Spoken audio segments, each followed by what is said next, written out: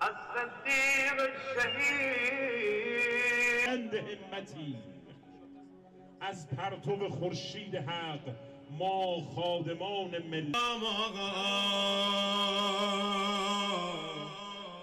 غریب بذار که بی پرده بگم امام رضا دیوونتم یا حسین.